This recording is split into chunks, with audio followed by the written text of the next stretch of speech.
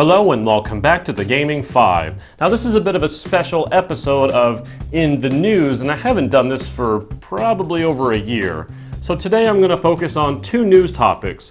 One of them was the PlayStation 4 Slim, and the other is the PlayStation 4 Pro. First of all, I'm going to say this blatantly, hard pass on the Slim because that thing is ugly. I'm sorry, but this is my PlayStation 4. I wouldn't trade this for the Slim. The Slim just looks disproportionate. I don't know what they were thinking. How do we make the PS4 Slim? Cheeseburgers. And then they showed off the PS4 Pro. How do we make the PS4 bigger? Double cheeseburger. But is that really big enough? Triple cheeseburger. As you can tell, I'm not too thrilled with the design of the PlayStation 4 Pro. It's something I could eventually swallow with great difficulty, but I could probably deal with it if I actually wanted to purchase it. Now, it's ironic because I'm going to give you a bit of a tidbit about tomorrow's video. Tomorrow's video talks about the Xbox One S and the worth of whether you should upgrade or not. The same question applies to whether you should upgrade from the PlayStation 4 to the PlayStation 4 Pro. The reality is you should not if you don't own a 4K UHD TV, which most people don't. There's really only one other purpose to get a PlayStation 4 Pro if you don't have a 4K UHD TV, and that's PlayStation VR. Now, I've actually been preparing for a video that'll be coming up about the worth of the PlayStation VR as well, but the only reason I would be considering a PlayStation 4 Pro is because of PlayStation VR. As some of you know, I've actually spent some time with a unit, and let's just say the graphical fidelity takes a pretty big hit. The PlayStation 4 Pro will offer, at least what I hope, enough of an increase in graphics fidelity to bring it back at least to the way the PlayStation 4 OG looks on a regular TV. Crossing arms like I'm trying to brace the recoil of my hand gestures. And that's the gist of today's news. Most people think Microsoft was anti-consumer with the Scorpio coming out too early in the generation, and now November 10th, Sony's got the answer to 4K gaming with the PlayStation 4 Pro.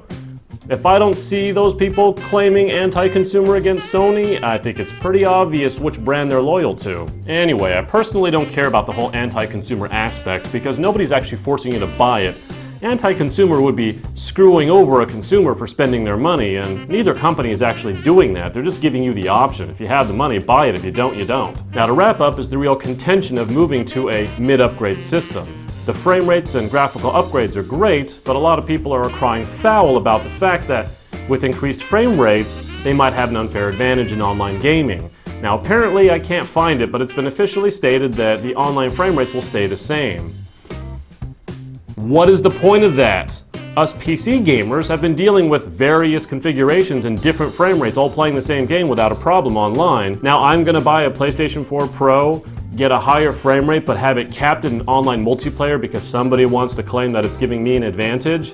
No. If I'm gonna upgrade to a PlayStation 4 Pro that has 3.6 teraflops of power, I want that power to come into play. I don't want to be held back by the OG PlayStation 4 just because somebody is crying foul over online frame rates. And let's face it, a lot of modern games are online, so look, what I'm saying is if I spend the money to buy a PlayStation 4 Pro, a 3.6 teraflop system should not be handicapped by the original in online gaming simply because somebody's crying foul.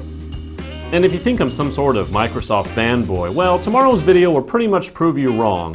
Now, I do want to remind you that the PlayStation VR is still under consideration as a purchase, and now that the PS4 Pro is out, it's a really expensive way for me to get maybe closer to what I expect from VR, and it's starting to make Oculus Rift look a little more appealing.